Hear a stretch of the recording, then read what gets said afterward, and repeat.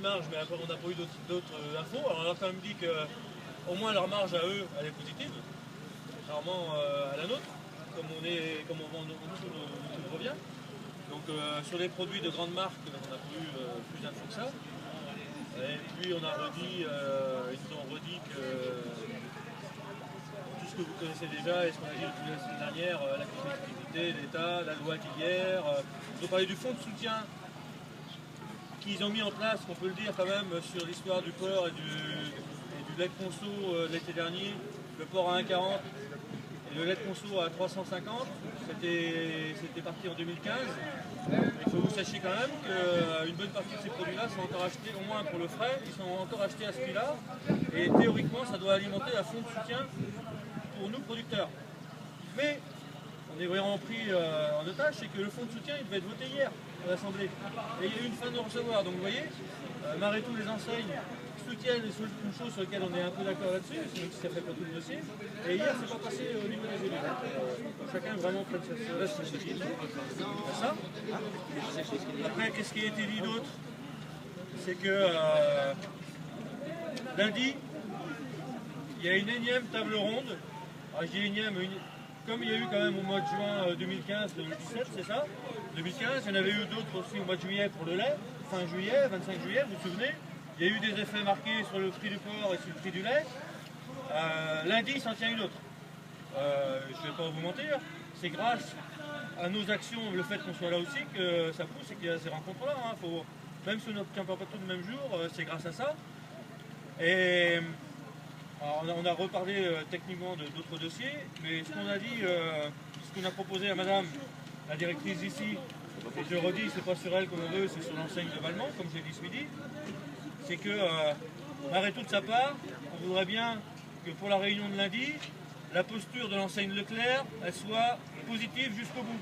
C'est-à-dire qu'elle nous fait un communiqué de presse, là pour le coup, madame la directrice de l'enseigne là, elle appuie officiellement et formellement devant les journalistes, communiqué de presse, et suit formel vers nous, c'est que la position de lundi de Michel-Édouard Leclerc, elle sera pour le fonds de soutien, pour passer des hausses, pour ne pas appuyer sur la négo des grandes marques à la baisse.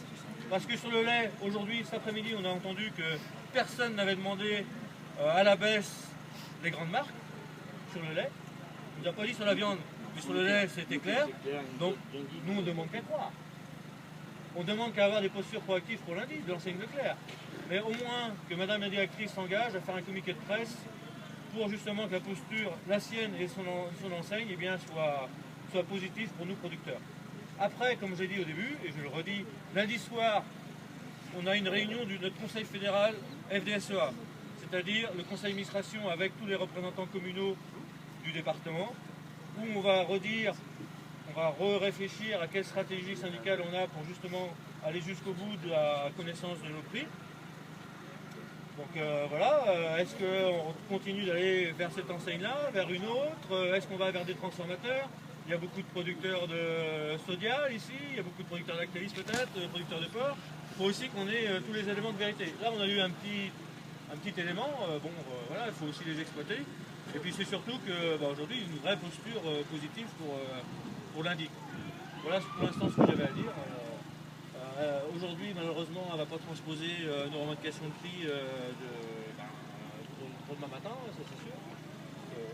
Je ne sais pas si vous voulez rajouter quelque chose.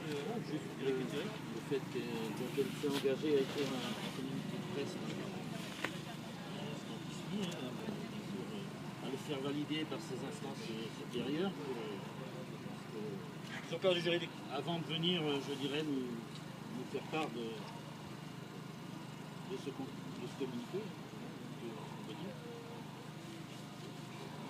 Clairement, on a aussi fortement réagi par rapport aux marges. On dit toujours que les marges sont mineures chez eux. Elles sont positives. Elles sont toujours positives, comme chez nous dans nos exploitations, ça fait des mois qu'elles sont négatives. Et qu'aujourd'hui, on ne pouvait plus accepter quand même que je dirais, les restes de la filière, de la GMS continue à marger sur des produits qui ne font même plus vivre les gens qui les produisent. Donc, tout ça, on veut marquer. On est ici des producteurs de lait, il y a de la place de toutes les filières.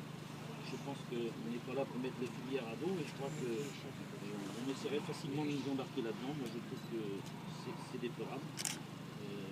La filière conventionnelle aujourd'hui joue la carte de la qualité et il n'y a pas de raison qu'il n'y a pas de prix en fait. On attend communiquer, on va voir si c'est probant, si c'est vraiment un affichage de posture positif qui va dans le sens. Et voilà pour l'instant ce qu'on a à vous dire pour finir la journée. Je ne sais pas s'il y a des questions.